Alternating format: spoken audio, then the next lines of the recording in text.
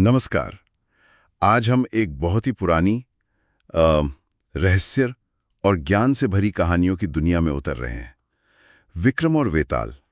जी। हमारे पास विक्रम और वेताल संपूर्ण कथा एवं शिक्षाएं से कुछ अंश हैं और हम कोशिश करेंगे कि इन कहानियों के पीछे जो जरूरी बातें हैं उनको समझें। बिल्कुल। ये कहानियां असल में राजा विक्रमादित्य और वेताल के बीच की बातचीत है। हम्म। राजा विक्रम जो अपने इंसाफ, हिम्मत और अपने वचन के लिए बहुत मशहूर थे। और वेताल, वो तो कोई आम भूत नहीं था, है ना? सुना है बहुत चालाक, तर्क करने वाला, और वो लाशों में रहता था, शमशान में। वो साधारण भूत नहीं था। उसे तंत्र मंत्र और जो अदृश्य शक्तियां होती हैं, उनका काफी ज्ञान था। लोक कथाओं में तो उसे बहुत ही बुद्धिमान माना गया है।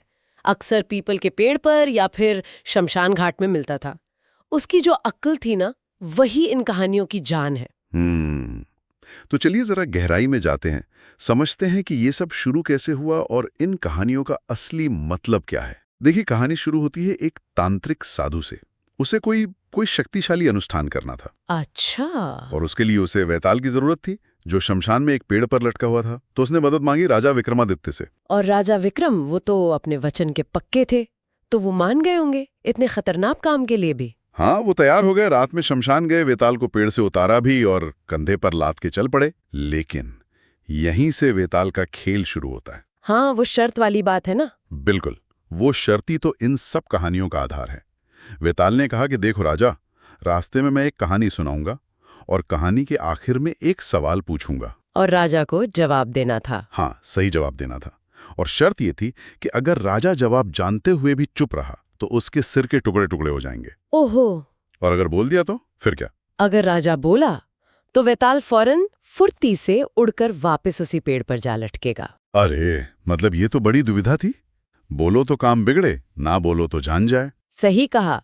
और इसी चक्कर में राजा विक्रम को बार बार वेताल को पकड़ना पड़ा। और वेताल ने एक एक करके पूरी 25 कहानियां सुनाई। अच्छा, इसीलिए इसे बेताल पच्चीसी कहते हैं, 25 कहानियां। जी हाँ, बेताल पच्चीसी इसका जो असली संस्कृत ग्रंथ है, वेताल पंचविंशति, वो कवि सोमदेव भट्ट ने लिखा था।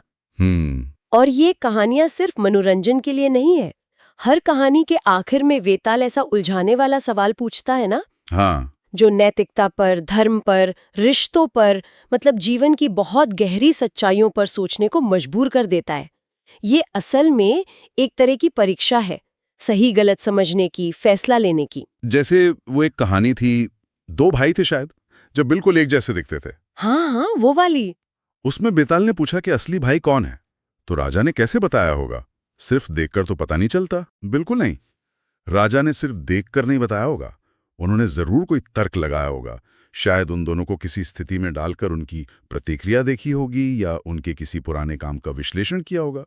मतलब ये कि राजा का जवाब हमेशा लॉजिक पर, ऑब्जर्वेशन पर और न्याय की गहरी समझ पर आधारित होता था, ऊपरी समानता पर नहीं। अच्छा। यही बारीकी है इन कहानियों में। हर जवाब के पीछे एक पूरी सोच छुपी होती है। ये तो बहुत दिलचस्प है। तो मतलब ये कहानियां सिर्फ ये नहीं बताती कि क्या सही है क्या गलत, बल्कि ये सिखाती हैं कि सही नतीजे तक पहुंचना कैसे है। एकदम सही, बिल्कुल यही बात है। और इनका असर सिर्फ पुरानी किताबों तक नहीं रहा। बेताल पचीसी और ऐसी ही दूसरी कहानियां जैसे सिंहासन बत्तीसी भी है। हाँ, सुना है। ये सब भारतीय साहित्य और हमारी संस्कृति का बहुत अहम हिस्सा बन गई। और वो टीवी सीरियल, मुझे याद है 1985 में दूरदर्शन पर आता था, विक्रम और बेताल।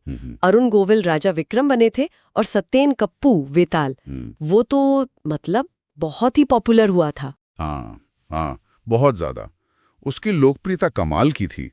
उसने इन कहानियों को, इन नैतिक दुविधाओं को घर घर तक पहुंचा दिया। एक पूरी नई पीढ़ी उनसे जुड़ी। सही बात है। और आज भी हम देखते हैं, कार्टून्स हैं, कॉमिक्स हैं, डिजिटल मीडिया में भी ये कहानियां बच्चों तक पहुंच रही हैं।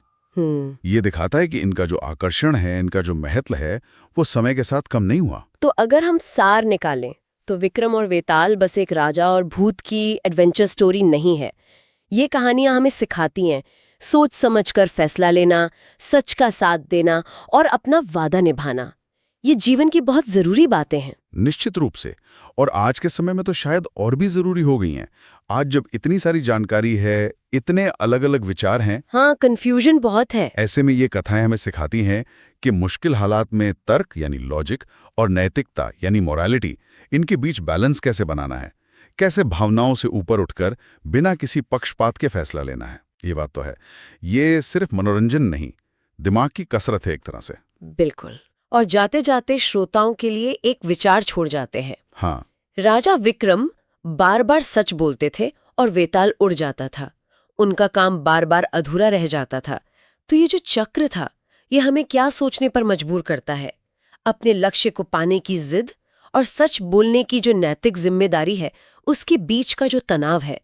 क्या कभी सच बोलना हमारे लक्ष्य के रास्ते में आ सकता है? इस पर जरूर सोचिएगा।